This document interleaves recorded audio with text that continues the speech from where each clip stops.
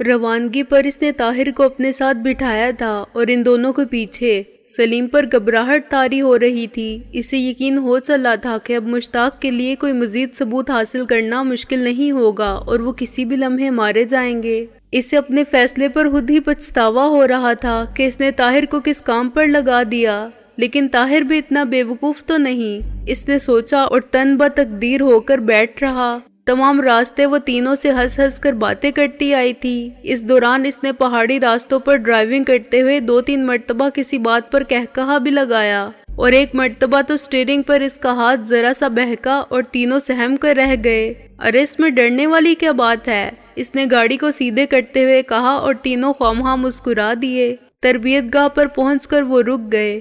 گاڑی کے dash board سے اس نے نقشہ نکال کر بونٹ پر بچھا دیا اور انہیں ہاتھ کے اشاروں سے سمجھانے لگی کہ کون کون سا ٹارگٹ کہاں کہاں ممکن ہے۔ جس کے بعد اس نے سلیم اور مشتاق کو ڈی بم دے کر جنگل اور پہاڑی راستوں پر روانہ کر دیا۔ سب نے اپنی اپنی گھڑیاں آپس میں ملا لی تھیں۔ انہیں اپنا کام مکمل کر کے اس جگہ واپس پہنچنا تھا۔ دونوں طاہر کی طرف دیکھتے ہوئے اپنی اپنی منزل کی طرف چل دیے۔ دونوں نے کچھ راستہ اکٹھے کرنا تھا، جس کے بعد انہیں الگ ہونا تھا۔ میڈم طاہر پر کچھ زیادہ ہی مہربان نہیں ہو گئی کیا؟ اچانک ہی مشتاق نے سلیم سے کہا۔ سلیم کا دل دھک سے رہ گیا۔ اسے بہت سوچ سمجھ کر جواب دینا تھا۔ وہ قطعاً یہ تاثر دینے کے لیے تیار نہیں تھا کہ وہ اور طاہر ایک ہی ہیں۔ البتہ ایک بات کی اسے اب تک سمجھ آ گئی تھی کہ اگر واقعی طاہر نے کامنی کو شیشے میں اتار لیا تھا تو ہرگز بے احتیاطی نہ خود کر سکتا تھا اور نہ ہی کامنی ایسا کرنے کا خطرہ مول لے سکتی تھی۔ اگر کامنی طاہر میں ضرورت سے زیادہ دلچسپی ظاہر کر رہی تھی تو ضرور یہ کسی پلان کا حصہ ہوگا۔ اس سوچ کے بعد اب وہ اطمینان سے اس کی ہاں میں ہاں ملا سکتا تھا۔ ہاں بھائی، اپنے اپنے نصیب ہیں۔ پچھلی مرتبہ وہاں راجستھان میں ہمارا دل بھی لگ گیا تھا، اس مرتبہ ہم یوں ہی رہ گئے۔ بہرحال ابھی تو کافی عرصہ باقی ہے، ہمیں بھی محروم تو نہیں رکھا جائے گا۔ ویسے ہے سالی پٹاخہ۔ میں نے مشتاق کی طرف دیکھ کر آنکھ دبائی۔ مشتاق کے لیے اس کا جواب بالکل غیر متوقع تھا، لیکن وہ نارمل رہا۔ اب وہ کم از کم پوسوال کو ضرور یقین کے ساتھ سب کچھ بتا سکتا تھا، اور پوسوال کی طرف سے نقدی اور شراب و شباب کی صورت میں اسے خاصا انعام مل سکتا تھا۔ ہاں واقعی اپنی اپنی قسمت ہے۔ مشتاق نے بظاہر ٹھنڈی آہ بھری اور دونوں الگ ہو گئے۔ اب انہیں 1 گھنٹہ الگ گزارنا اور اپنے اپنے ٹارگٹ ہٹ کرنے تھے۔ دونوں نے اپنے اپنے واکی ٹاکی چیک کیے اور کامنی کو روانگی کا سگنل دے کر اپنی اپنی منزل کی طرف چل دیے۔ گھبرا گئے کیا؟ کامنی نے ان کو وہاں سے ہٹتے ہی طاہر سے کہا۔ نہیں، لیکن طاہر کو سمجھ نہیں آ رہی تھی کہ کیا کہے کیا نہ کہے۔ بھائی میں نے سوچا جب پیار کیا تو ڈرنا کیا۔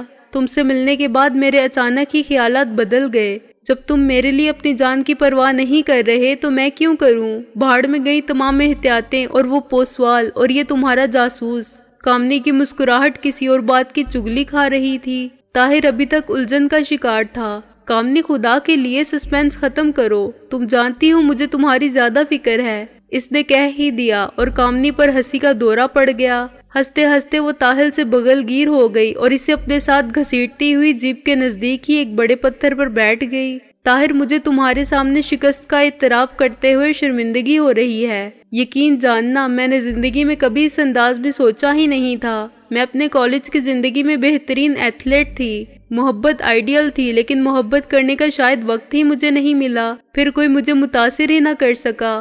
کالج کی زندگی ختم ہوئی تو اپنی ایڈونچرس طبیعت کے ساتھ میں نے یہ پیشہ اختیار کر لیا۔ یہاں اپنی تربیت مکمل کرنے کے بعد مجھے فیلڈ میں بمشکل 1 سال کام کرنے کا موقع ملا، جس کے بعد مجھے اس کام پر لگا دیا گیا۔ تب سے اب تک مختلف تخریب کاری کیمپوں میں میری ڈیوٹی لگتی رہی ہے۔ میرے کام سے خوش ہو کر مجھے بٹواری کیمپ میں بھیج دیا گیا۔ یہ کسی بھی لڑکی کے لیے بڑا اعزاز ہوتا ہے۔ میں شاید واحد لڑکی ہوں جسے 3 سال کے اندر ہی اس کیمپ میں بھیج دیا گیا۔ اس دوران میں نے درجنوں تخریب کاروں کو ٹرینڈ کیا ہے۔ یہ میری ڈیوٹی ہے۔ مجھے وقت آنے پر دیش سیوا کے لیے کسی کی بھی سیوا کرنی پڑتی ہے۔ طاہر یہ اچھی بات ہے یا بری، مجھے اس کا علم نہیں۔ میرے انسٹرکٹروں نے مجھے بتایا تھا کہ اپنے شاستروں کے مطابق ہمیں اپنی جنم بھومی کو بچانے کے لیے اپنا شریر بھی تیاگنا پڑے تو یہ ہمارا کرتویہ یعنی فرض ہے۔ میرے لیے یہ سب کچھ بڑے گرو کی بات رہی ہے۔ میرے باس نے مجھے بتایا تھا کہ ہیڈ کوارٹر میرے کام سے بہت خوش ہے اور اب وہ میری ابراڈ پوسٹنگ کے متعلق سوچ رہے ہیں۔ جیسی تیسی بھی زندگی تھی، میں اس سے مطمئن تھی۔ میں کبھی دھارمک نہیں رہی، لیکن میرا سارا پریوار بہت دھارمک ہے۔ کچھ عرصہ پہلے میری کسی بات سے ناراض ہو کر میری موسی نے کہا تھا مجھ پر دیوی ماں کا شراب پڑے گا۔ تب میں نے اس بات کو اہم نہیں جانا تھا، اسے معمولی بات سمجھ کر نظر انداز کر دیا تھا، لیکن اب مجھے لگتا ہے مجھ پر دیوی ماں کا شراب پڑ گیا ہے۔ تمہارے ساتھ ملاقات کے بعد مجھے یقین نہیں تھا کہ تم میری زندگی میں کبھی یہ مقام حاصل کر لو گے جو آج سے 7-8 سال پہلے کسی ہندو نوجوان کو حاصل کرنا چاہیے تھا۔ تم نے مجھے لاچار کر دیا ہے طاہر، بے بس کر دیا ہے۔ یہ کہہ کر وہ بے ساختہ رو دی۔ طاہر کو یوں لگا جیسے کسی نے پورے زور سے اس کے دل پر گھونسا رسید کر دیا ہو، جیسے کسی نے اسے اچانک اس طرح سے جھنجھوڑا ہو کہ اس کے بدن کا رواں رواں کانپنے لگا۔ اس کا دل نہ جانے کیوں بھر آیا۔ یہ اداکاری کبھی اس طرح حقیقت کا روپ بھی دھار لے گی، یہ سوچ کر وہ لرز اٹھا۔ اسے یوں لگا جیسے اس نے کامنی سے جو کچھ بھی کہا تھا وہ سچ تھا، جیسے اس نے سلیم کی مشاورت سے اداکاری نہیں کی، دراصل اپنے دل کی آواز کامنی تک پہنچا دی تھی۔ زندگی کے 10 سال اسی پیشے میں گزارنے کے بعد، درجنوں خطرناک اور جان لیوا مہمات سر کرنے کے بعد، اپنے ملک و ملت کے لیے کارہائے نمایاں انجام دینے کے بعد، ایک روز اس طرح بالآخر وہ راہ کی تربیت یافتہ کسی فاحشہ کی زلفوں کا اسیر ہو جائے گا۔ یہ پچھتاوا اس کی جان کو آ گیا تھا۔ نہیں نہیں، اس نے خود کو تسلی دیتے ہوئے کہا، یہ تو ہمدردی کے جذبات ہیں۔ شاید اسے کامنی اگروال کی بے بسی پر رحم آ گیا ہے، شاید اسے ہمدردی ہے اس سے، یہ محبت نہیں۔ اس نے سوائے اپنے عظیم مشن کے، اپنے ملک و ملت کے، اپنے کاز کے اور کسی سے محبت کرنا سیکھا ہی نہیں تھا۔ یہ تو وطن سے اس کا عشق تھا جو اس نے خود کو رضاکارانہ طور پر اس خطرناک فیلڈ میں دھکیلا تھا، ورنہ وہ تو آرمی آفیسر تھا، فوج کا باقاعدہ آفیسر،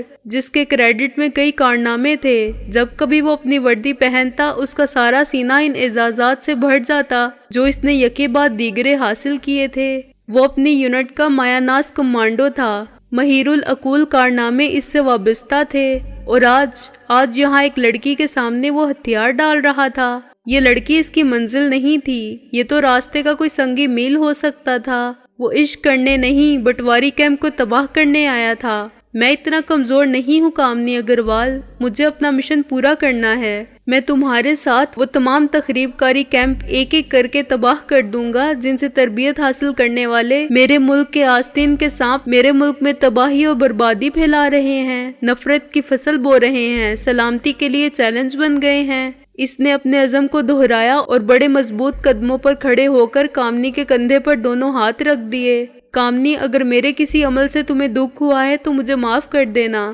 یہ میرا غیر اختیار عمل تھا، تمہیں دکھ دینا میرا مقصد نہیں تھا۔ میں تو اپنے دل کے ہاتھوں بے بس تھا۔ اس کا دل نہ جانے کیوں بھر آیا، لیکن بڑی مردانگی سے اس نے اپنے آنسو ضبط کر لیے۔ دونوں نے بھیگی آنکھوں سے ایک دوسرے کی طرف دیکھا اور دونوں مسکرا دیے۔ اس لمحے کامنی کے آنسوؤں سے بھیگی مسکراہٹ نے اسے ایک نئی زندگی کا احساس دلایا۔ کامنی اب نارمل ہو چکی تھی، اس نے طاہر کو سب کچھ بتا دیا تھا اور اس سے کہا کہ اب وہ ایک اسپیشل کیس کی حیثیت سے اس کے مکمل اختیار میں آ چکا ہے۔ کم از کم ہماری دوران تربیت وہ کامنی سے الگ نہیں ہو سکتا۔ اور اس کے بعد نہ جانے کس طاقت نے یہ فکرہ نہ چاہتے ہوئے بھی طاہر کے منہ سے کہلوا دیا، طاہر بھگوان کے لیے یہ بات دوبارہ کبھی نہ کہنا، کبھی نہ کہنا۔ مجھے آج میں ہی جی لینے دو، صرف آج میں۔ کل کیا ہوگا مجھے یہ سوچ ہی مار ڈالے گی۔ اس کی آواز طاہر کو کہیں دور افق کے پار سے سنائی دے رہی تھی۔ اس لمحے وہ بالکل بدلی ہوئی کامنی تھی۔ جب وہ طاہر سے بات کر رہی تھی، اس کے چہرے کی کرختگی اور چالاکی کی جگہ ایک عام سی معصومیت سمٹ آئی تھی۔ یوں لگتا تھا جیسے وہ یہ سب کچھ خود نہیں کہہ رہی، کوئی اور طاقت اس سے کہلوا رہی ہے۔ دونوں خاموشی سے سامنے پہاڑ پر سورج کی روشنی سے سرخ ہوتے سبز درختوں کو دیکھتے رہے۔ دونوں ہی خاموش تھے، دونوں کے پاس کہنے کو تو بہت کچھ تھا، لیکن دونوں کچھ نہیں کہہ پا رہے تھے۔ آؤ تمہارا ٹاسک مکمل کر لیں، اس نے شرٹ کی آستین سے اپنی آنکھوں کی نمی صاف کرتے ہوئے کہا۔ طاہر کی بجائے اس کا سارا کام وہ خود ہی کرتی جا رہی تھی۔ شاید وہ پوسوال کے لیے کوئی بہانہ باقی نہ چھوڑنا چاہتی تھی۔ اپنے تجربے کی بنیاد پر اس نے 1 گھنٹے کا یہ کام بمشکل آدھے گھنٹے میں مکمل کر لیا۔ پھر طاہر کی جانب متوجہ ہوئی جو سحر زدہ معمول کی طرح اس سے بندھا چلا آ رہا تھا۔ کیا بات ہے، پریشان کیوں ہو رہے ہو؟ اس نے بے تکلفی سے طاہر کا ہاتھ اپنے ہاتھوں میں پکڑ کر کہا۔ کچھ نہیں، سوچتا ہوں کہ مجھ سے کوئی زیادتی تو نہیں ہو گئی، خدا جانے یہ سب کچھ۔ اس سے اپنا مدعا بیان کرنے کے لیے مناسب الفاظ ہی نہیں مل رہے تھے۔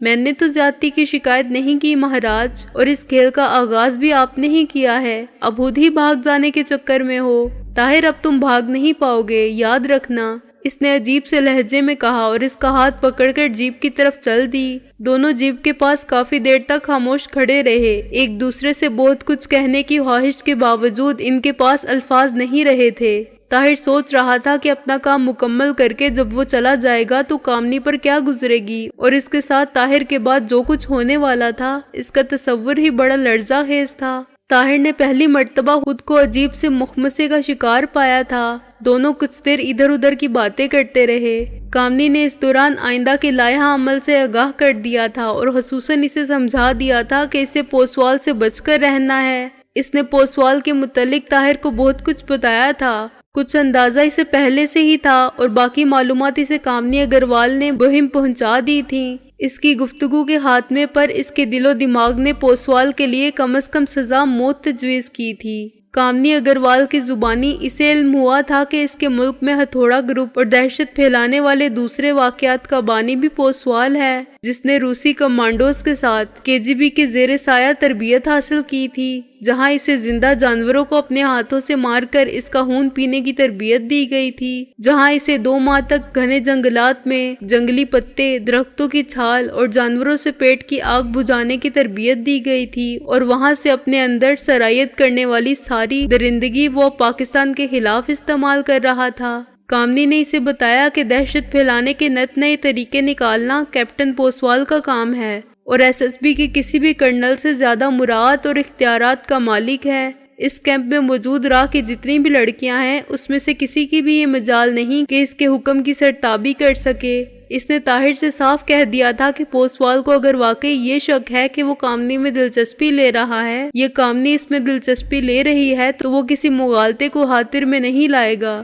ڈسپلن کی پابندی کے نام پر بظاہر کچھ بھی کرے گا، لیکن اپنی شیطانی فطرت کی وجہ سے وہ ان دونوں کے لیے بے پناہ مسائل پیدا کر سکتا ہے، انہیں اپنے انتقام کی آگ میں اندھا ہو کر مار بھی سکتا ہے۔ کامنی نے اسے بتایا کہ آف دا ریکارڈ کسی بھی کارروائی پر پوسوال سے کوئی پوچھ گچھ نہیں ہوگی۔ طاہر جانتا تھا کہ کامنی اسے خوفزدہ نہیں کر رہی ہے بلکہ اسے ہوشیار کر رہی ہے، اور اس نے سوچ لیا تھا کہ جب سانپ کے بل میں ہاتھ دے دیا ہے تو پھر ڈر کس بات کا، جو ہوگا دیکھا جائے گا۔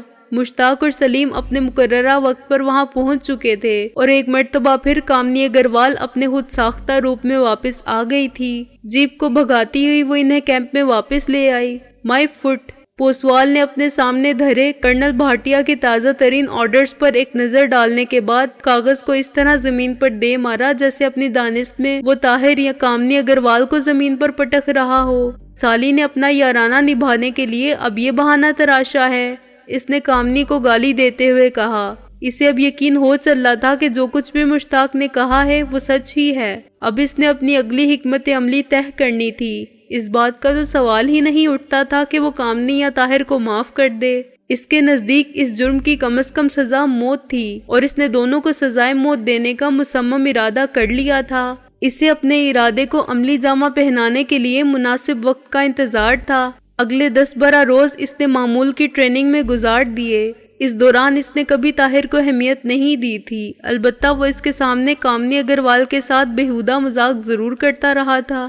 1-2 مرتبہ تو طاہر کا خون بھی کھولا کیونکہ اب وہ کامنی سے متعلق کچھ عجیب و غریب جذبات کا شکار رہنے لگا تھا، لیکن کامنی اور پھر سلیم کے سختی سے دی گئی ہدایات کے تحت اس نے خود کو نارمل رکھا۔ سلیم کو اس نے ایک لمحے کی مصروفیات سے آگاہ رکھا تھا۔ اس دوران کامنی سے تقریباً ہر دوسرے تیسرے روز اکیلے اپنے ساتھ لانگ ڈرائیو پر لے جاتی تھی اور گزشتہ 3-4 روز سے طاہر کیمپ کے ایریا سے باہر نکلتے ہی خود ڈرائیونگ سیٹ سنبھال لیتا تھا۔ وہ جان بوجھ کر کسی غلط پہاڑی راستے پر مڑ جاتا اور کامنی سے روک دیتی۔ طاہر اس دوران اس سے غلط راستے کی تفصیلات اس طرح جان لیتا تھا جیسے یہ سب کچھ معمول کی باتیں ہوں۔ قدرت اس کے لیے خود ہی آسانیاں فراہم کر رہی تھی۔ 3-4 مرتبہ کیمپ سے باہر دہرادون کے پہاڑوں اور جنگلوں میں سے گزرتے راستوں پر سفر کرنے کے بعد اسے کم از کم کیمپ کے چاروں طرف فرار کے راستوں کا علم ہو گیا تھا۔ اب وہ بڑے اعتماد سے یہاں سے باہر نکل سکتے تھے اور کوئی بھی راستہ اختیار کر سکتے تھے۔ کبھی کبھی طاہر کا ضمیر اسے ملامت بھی کرنے لگتا تھا کہ وہ کہیں اپنے مقصد کی بجاوری کے لیے کامنی اگروال پر ظلم تو نہیں کر رہا ہے۔ وہ جانتا تھا اس فرار کے بعد راہ کامنی کے ساتھ کیا سلوک کرے گی۔ اسے کامنی پر بہت رحم آتا تھا، لیکن اپنے مشن کی مقصدیت کے سامنے اسے یہ تمام جذبے ہیچ دکھائی دیتے۔ کامنی کو شاید باتیں کرنے کا جنون تھا، یا پھر یوں لگتا تھا جیسے اسے زندگی نے پہلی مرتبہ سب کچھ کہہ دینے کا موقع دیا تھا اور وہ اب اسے کھونا نہیں چاہتی تھی۔ اس نے اپنے بچپن سے راہ تک ساری کہانی طاہر کو سنا دی تھی۔ طاہر نے اندازہ لگا لیا تھا کہ کامنی کا راہ کے تربیتی مراکز تک پہنچنا سوائے ایک جذباتی حادثے کے اور کچھ نہیں تھا۔ وہ اندر سے مکمل عورت تھی، ایک بھرپور مشرقی عورت جو زندگی کے بیشتر فیصلے عقل کی بجائے دل سے کیا کرتی ہے۔ اس نے یہ فیصلہ بھی دل ہی دل میں کیا تھا جس کا خمیازہ آج تک بھگت رہی تھی۔ طاہر نے اندازہ لگایا کہ ان تخریبی کیمپوں میں وہ جو بھی خدمات سر انجام دے رہی تھی، اس میں دیش سیوا کا جذبہ کم اور خوف کا عنصر زیادہ شامل اور نمایاں تھا۔ شاید اسے علم تھا کہ ایک مرتبہ راہ کے اکیڈمی سے سند ملنے کا مطلب ہے گرداب میں پھنس جانا۔ اب اسے ساری زندگی اسی گرداب میں چکر کاٹتے بسر کرنی تھی۔ اس نے چونکہ اپنی مرضی سے اس دلدل کا انتخاب کیا تھا، اب جیسے جیسے وہ آگے بڑھ رہی تھی اس میں اور زیادہ دھنستی چلی جا رہی تھی۔ طاہر سے متعلق کچھ یہی خیالات کامنی اگروال کے بھی تھے۔ اس نے بھی اندازہ لگایا تھا کہ وقتی جذباتیت اور معاشرتی ناہمواریوں کے خلاف اپنے دل میں پیدا ہونے والے انتقام کے اندھے جذبے نے اسے اس جہنم کی طرف دھکیل دیا ہے جہاں اس کے لیے سوائے ذلت اور موت کے کچھ نہیں۔ کبھی کبھی اس کا جی چاہتا تھا کہ وہ طاہر کو یہاں سے بھاگ جانے کے لیے کہہ دے۔ اس انکشاف کے بعد کہ اسے طاہر سے محبت ہو گئی ہے، اسے اپنے اندر ایک عجیب سی تبدیلی کا احساس ہوا تھا، جیسے کسی نے ٹرانسپلانٹ کر کے اس کے اندر نیا دل رکھ دیا ہو۔ اپنے دھرم کے متعلق اس کے جذبات اور نظریات اس سے یا اس کے گھر والوں سے کبھی ڈھکے چھپے نہیں تھے۔ بچپن سے ہی حیرت انگیز طور پر وہ مندر جانے سے ہچکچاتی تھی، البتہ اپنے گھر سے کچھ فاصلے پر بابا جی سرکار کے مزار پر قوالی سننے ضرور چلی جایا کرتی تھی۔ گھر والے تب بھی یہی سمجھتے تھے اور کامنی کا بھی یہی خیال تھا کہ اسے میوزک سے دلچسپی کی وجہ سے قوالی پسند ہے اور یہی شوق اسے بابا جی سرکار کے پاس لے جایا کرتا تھا۔ گزشتہ 6 سال سے اسے بابا جی سرکار کے پاس بھی وہ مشکل 4-5 مرتبہ ہی جانے کا موقع ملا تھا۔ اس روز جب دونوں اپنی معمول کی تربیت مکمل کرنے کے بعد شام ڈھلے مشتاق اور سلیم کو کیمپ میں چھوڑ کر اپنے معمول کے مطابق دوبارہ واپس جا رہے تھے اور پہاڑی سلسلے کے ایک قدرے محفوظ گوشائے عافیت میں قدرتی گھاس کے فرش پر آلتی پالتی مارے بیٹھے باتوں میں مشغول تھے تو اچانک ہی طاہر کے الجھے ہوئے بالوں میں اپنی انگلیوں سے کنگھی کرتے ہوئے کامنی نے ایسی بات کہہ دی کہ طاہر بے اختیار سن کر سیدھا ہو گیا۔ طاہر، کبھی کبھی میرا دل کہتا ہے کہ تم یہ سب کچھ غلط کر رہے ہو، یا شاید تم وہ ہو نہیں جو بظاہر دکھائی دیتے ہو۔ ان دونوں میں سے ایک بات سچ ہے، پہلی یا دوسری۔ اگر تم نہ بھی بتانا چاہو تو بھی یہ بات صحیح ہے، کیونکہ کبھی کبھی میری چھٹی حص مجھے بالکل صحیح بات کہہ دیتی ہے۔ اس نے اچانک ہی کہا۔ طاہر کو تو ایک دفعہ زور کا جھٹکا لگا، لیکن دوسرے ہی لمحے وہ سنبھل گیا۔ ہاں کامنی، تم صحیح کہتی ہو۔ میں بھی کبھی کبھی تمہارے متعلق یہی گمان کرتا ہوں کہ جو کچھ تم دکھائی دے رہی ہو اصل میں وہ ہو نہیں۔ یوں لگتا ہے جیسے تم نے زبردستی اپنی شخصیت پر کوئی خول چڑھا رکھا ہے۔ تم جیسی لڑکی کا انتخاب ایسے کاموں کے لیے میرے خیال سے تو مناسب نہیں۔ کہاں یہ ماڑ دھاڑ، قتل و غارت گری، اور کہاں تم؟ اس نے اپنے دانست میں سنبھل کر جوابی حملہ کیا تھا، لیکن اس روز نہ جانے کامنی کو کیا ہوا، وہ موضوع بدلنے پر تیار نہیں تھی۔ طاہر، میں جانتی ہوں کہ تم یہ بات برائے بات کر رہے ہو، میں یہ بھی جانتی ہوں کہ تم کبھی سچ نہیں بتاؤ گے، لیکن مجھے سچ کا علم ہے۔ میں دھرم پر کوئی ایسا وشواس تو نہیں رکھتی، لیکن مجھے یوں لگتا ہے جیسے دیوی ماں نے مجھے کوئی ایسی شکتی دے دی ہے جو مجھے ان باتوں سے آگاہ رکھتی ہے۔ طاہر، تم گھبراؤ نہیں، اگر کبھی وہ سچ بھی نکلا جو میرا وجدان کہہ رہا ہے تو بھی میں شاید دل کے ہاتھوں اتنی مجبور ہوں کہ وہ کچھ نہیں کر پاؤں گی جس کے لیے مجھے تنخواہ ملتی ہے، اور جو میرا فرض ہے مجھے علم نہیں مجھے کیا ہو گیا ہے۔ یہ کہتے ہوئے اس کی آواز بھوجل ہو گئی۔ طاہر اٹھ کر بیٹھ گیا۔ اس سے پہلے کہ وہ کچھ کہے کامنی کھڑی ہو گئی۔ آؤ کہیں اور چلے۔ اس نے زبردستی اپنی آنکھوں میں آئے ہوئے آنسو روکے ہوئے تھے۔ کامنی، تم؟ طاہر نے کچھ کہنا چاہا لیکن کامنی نے اس کے منہ پر انگلی رکھ کر خاموش کر دیا۔ باقی باتیں پھر کبھی۔ یہ کہہ کر وہ طاہر کا ہاتھ پکڑ کر اسے تقریباً کھینچتی ہوئی جیپ تک لے گئی۔ ڈرائیونگ سیٹ پر وہ خود بیٹھی تھی۔ جیپ کا رخ اب دہرادون شہر کی طرف تھا۔ طاہر سمجھ گیا تھا کہ کامنی اسی ہوٹل کی طرف لے جا رہی ہے جہاں وہ اس سے پہلے بھی 2 مرتبہ جا چکے تھے۔ یہاں وہ اسے ہمیشہ خصوصی ٹریٹ دینے کے لیے لے جایا کرتی تھی۔ کامنی، تم میری وجہ سے پریشان ہو گئی ہو کیا؟ تقریباً 10 منٹ کی مکمل خاموشی کے بعد طاہر نے ٹیپ ریکارڈر کا بٹن آف کرتے ہوئے کامنی سے پوچھا، جس کو کامنی نے شاید گفتگو سے بچنے یا اپنے جذبات چھپانے کے لیے جیپ میں بیٹھتے ہی سٹارٹ کر دیا تھا اور جس کی آواز اب طاہر کو تکلیف دہ لگنے لگی تھی۔ طاہر، زندگی جتنی بھی ہے نا، جتنا بھی ہمارا ساتھ ہے، یہ بات دوبارہ کبھی مت کہنا، مجھے اس سے بہت دکھ ہوگا۔ میں اپنی نہیں، تمہاری وجہ سے پریشان رہتی ہوں۔